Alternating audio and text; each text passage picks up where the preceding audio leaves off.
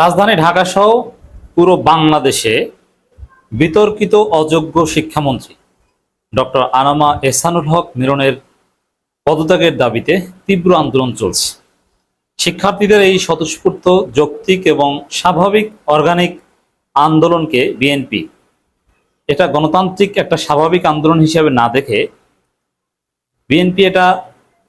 BNP শিক্ষার্থীদের সাথে এক ধরনের নাটকীয়তা করছে এবং আওয়ামী লীগ যেরকম আন্দোলনকে ডিল করত, যেটা অগণতান্ত্রিক পন্থা এবং শিক্ষার্থীদের এজেন্সি এবং তাদের আন্দোলন করার অধিকারের প্রতি এক ধরনের অশ্রদ্ধা, সেইভাবে বিএনপি সরকার এটাকে ডিল করার চেষ্টা করছে, নানান নাটকীয়তা করছে। দর্শক, এখন অর্গানিক আন্দোলন, স্বতঃস্ফূর্ত আন্দোলন এবং সেটা যদি যৌক্তিক হয়, আন্দোলন যৌক্তিক, এখন আন্দোলনের দাবি শিক্ষামন্ত্রীর পদত্যাগই একমাত্র সমাধান কিনা এটা নিয়ে কথা থাকতে পারে। বাট শুধু যে বিষয়ে আন্দোলন চলছে তাও না, আমাদের শিক্ষা ব্যবস্থারও তো আমূল পরিবর্তন দরকার, সংস্কার দরকার। সেখানে শিক্ষামন্ত্রীর পদত্যাগ হয়তো বেটার সমাধান, শিক্ষামন্ত্রীর পদত্যাগ না করাও হয়তো সমাধান, কিন্তু পদত্যাগ করাটা বিএনপির জন্য সেফার, এটা ভিন্ন আলোচনা। কিন্তু শিক্ষার্থীরা পদত্যাগ চাইছে, এটা হচ্ছে আসল কথা। আমরা সেটা যৌক্তিক মনে করি বা না করি। এখন শিক্ষার্থীরা এখানে কারো উস্কানিতে মাঠে নামছে না, এর নেপথ্যে জামাতও নাই, শিবিরও নাই। আওয়ামী লীগ গুজব ছড়িয়ে সুবিধা নেওয়ার চেষ্টা করছে, it's true, but Awami League শিক্ষার্থীদেরকে মোটেও নিয়ন্ত্রণ করতে পারছে না। আন্দোলন যা হচ্ছে একদম অর্গানিক, স্বতঃস্ফূর্ত। কিন্তু বিএনপি সরকার এই আন্দোলনের সাথে কি করছে দেখেন। বিএনপি সরকার কিন্তু শিক্ষার্থীদের সাথে মাঠে নেমে ব্যাট করে ম্যাচ জিতিয়ে নিয়ে যেতে পারে, কোনো ব্যাপার না। বিএনপির দু একজন মন্ত্রী এসে ওদের সাথে সেলফি তুললে, ওদের দাবি দেওয়া মানার বা আশ্বাস দিলে, একটু হাসি তামাশা করলে কিন্তু সহজেই সমস্যার সমাধান হয়ে যায়। কিন্তু না, ওরা প্রথমে বিএনপি প্রথম দিন ছাত্রদলকে পাঠিয়েছে, এটা ছিল একটা ডিজাস্টার। ছাত্রদলের কাজ এটা না, এটা বিএনপির অনেক জনবান্ধব মন্ত্রী আছে, তারা এখানে মাঠে নামতে পারে, মাহাদি আমিন আসতে পারে, শিক্ষার্থীদের সাথে কথা বলতে পারে, তাদের সাথে চা খেতে পারে, সেলফি তুলতে পারে, পরিস্থিতি কিন্তু অনেকটা সহজ হয় এর মাধ্যমে। কিন্তু না, তারা কি করছে দেখেন, এটা আবার অনেকে টের পান নাই। একদিকে আন্দোলন চলছে, পুরো ঢাকার যোগাযোগ ব্যবস্থা কার্যত অচল হয়ে গিয়েছে। সর্বশেষ খবর, শাহবাগে বসে পড়েছে শিক্ষার্থীরা। এখন শাহবাগ কিন্তু ঐতিহাসিক একটা জায়গা, শাহবাগে বসে পড়লে তার ফলাফল কিন্তু ভালো হয় না, শাহবাগে বসে পড়ার আলামতও কিন্তু ভালো না।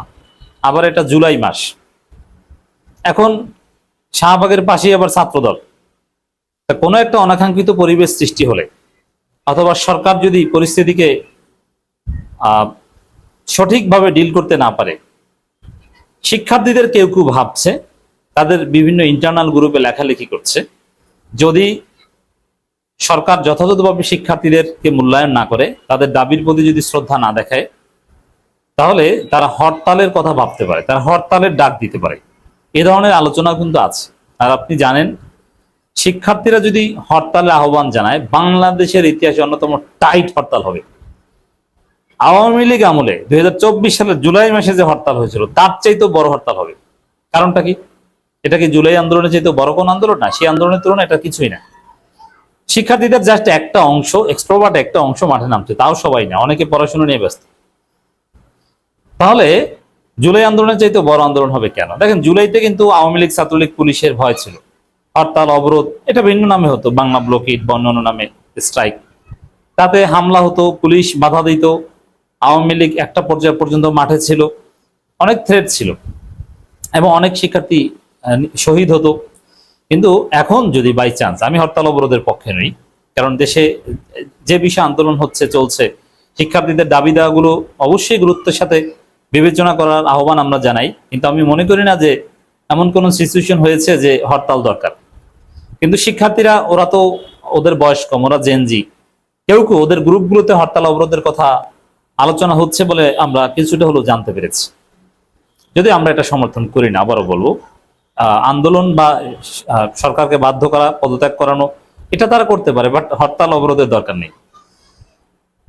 কেন ভয়ঙ্কর হরতাল হবে? ভয়ঙ্কর বলতে গাড়ি ঘোড়া কিছু চলবে না, হয়তো রক্তক্ষয়ী সংঘর্ষ হবে না। কারণ হচ্ছে, এবারের হরতালে কোনো ভয়ভীতি নেই। আওয়ামী লীগ, ছাত্রলীগের ভয় নাই।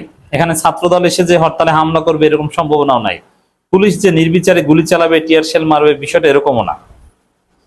আর এই প্রজন্ম মাঠে নামলে, এই প্রজন্মের বিরুদ্ধে বিএনপি সরকার অস্ত্র ধরতে সাহস পাবে না। তাতে মারাত্মক হরতাল হবে, মানে কোনো গাড়ি ঘোড়া চলতে পারবে না, শান্তিপূর্ণভাবে ওরা পুরো রাস্তা সব জায়গায়, গুরুত্বপূর্ণ সব জায়গায় আটকে দিবে। তো এই জন্য বিএনপির জন্য শুভবুদ্ধির উদয় যদি হয়ে থাকে, তারেক রহমানের যদি শুভবুদ্ধির উদয় হয়ে থাকে, তাহলে এহসানুল হক মিলনকে সরিয়ে দেওয়া বেটার। তিনি মাহাদি আমিনকে নিয়োগ দিতে পারেন। মাহাদি আমিন অবশ্য দৃশ্যপটে এসেছে। এখানে বিএনপি সরকার যে কাজটা করছে দেখেন, অর্গানিক আন্দোলনকে এইভাবে এইসব ছলচাতুরি দিয়ে দমন করা, দমন না করলেও আমি বলবো যে ডিল করা উচিত না। কারণ যেহেতু ভয়াবহ কোনো হামলার খবর আমরা পাইনি, বল প্রয়োগের খবর আমরা পাইনি, এজন্য এটাকে দমন বলতে আমি রাজি নই। আমরা ইনসাফপূর্ণ সঠিক কথা বলি। সরকার যে ভুল করেনি সেই ভুলের দায় কেন সরকারকে দিব, বা সরকারের অযাচিত অতিরিক্ত সমালোচনা করতে আমরা রাজি না। আমরা যৌক্তিক যতটুকু ততটুকু বলবো।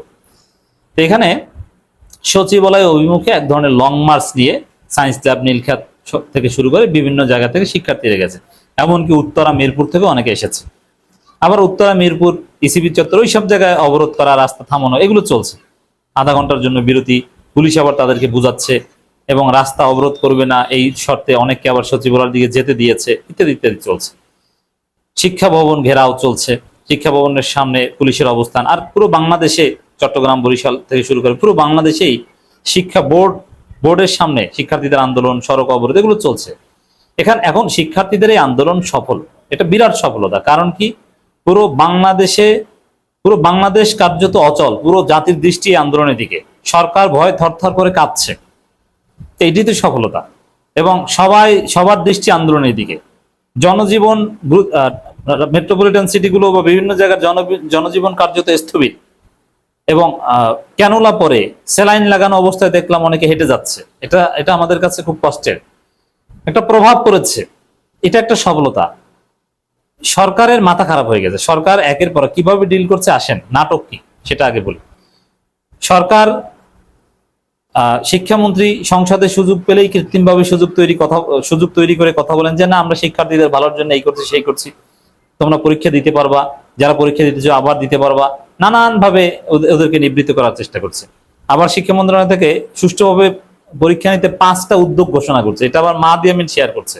এই শেয়ার করাকে তিনি শিক্ষামন্ত্রী হওয়ার প্রস্তুতি নিচ্ছেন কিনা কে জানে। তা 5টা উদ্যোগ, এই উদ্যোগ সেই উদ্যোগ, নানান ভাবে শিক্ষার্থীদেরকে বোঝানোর চেষ্টা করা হচ্ছে যে আমরা, এবং ছাত্রদল এটা প্রচার করছে, না না ভালো ভালো উদ্যোগ নেওয়া হচ্ছে, বাবারা তোমরা ঘরে ফিরে যাও। এটাও ঠিক আছে, উদ্যোগ নিতে পারে, এটা প্রতারণা বা নাটকীয়তা না। কিন্তু প্রতারণা হচ্ছে যখন সচিবালয় অভিমুখে লং মার্চে যাচ্ছিল, তখন শিক্ষার্থীদের একটা অংশকে সরকার সিলেক্ট করেছে তাদের নিজেদের মতো করে। তারপরে তাদের মাধ্যমে বলিয়েছে যে শিক্ষামন্ত্রীর পদত্যাগের দাবি থেকে আমরা সরে এসেছি, আমরা ভিতরে যাই, কিছু দাবি নিয়ে কথাবার্তা বলবো। এবং কেউ কেউ সচিবালয় গিয়েছে। এখন যাদেরকে ভিতরে নেওয়া হয়েছে, যে শিক্ষামন্ত্রীর পদত্যাগের দাবি থেকে সরে এসেছে, এটা হচ্ছে সরকারের নাটক।